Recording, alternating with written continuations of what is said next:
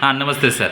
आपण सिद्धी होमिओपॅथिक क्लिनिकमध्ये फिशर संदर्भात ट्रीटमेंट घेण्यासाठी माझ्या मतेने एक 23 मार्च 2024ला फिशर संदर्भात आला होता.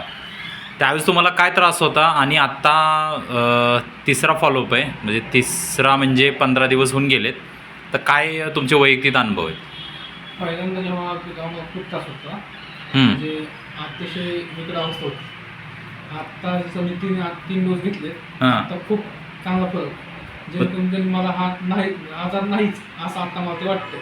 तुम्हाला ज्यावेळेस डायग्नोज झालेलं सुरुवातीला, त्यावेळेस तुम्हाला काय सजेस्ट करण्यात आलं होतं?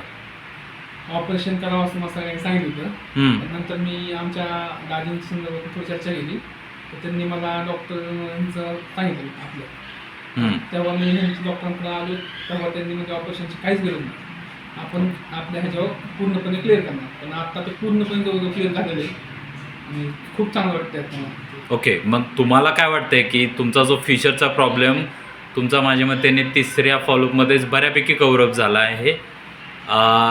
बरेच जण फिशर असणारे पेशंट त्यांना तुम्ही काय सांगू शकता? की मी म्हणजे त्यांना किंवा ऑपरेशन करण्याची काहीच गरज नाही किंवा घाबरण्याची सुद्धा गरज नाही. सरळ आपल्या डॉक्टरांकडे येणे आणि रेग्युलर तपासणी करून 2 ते 3 आठवड्यात पूर्णपणे बरं होईल. ओके, चलो, थँक्यू.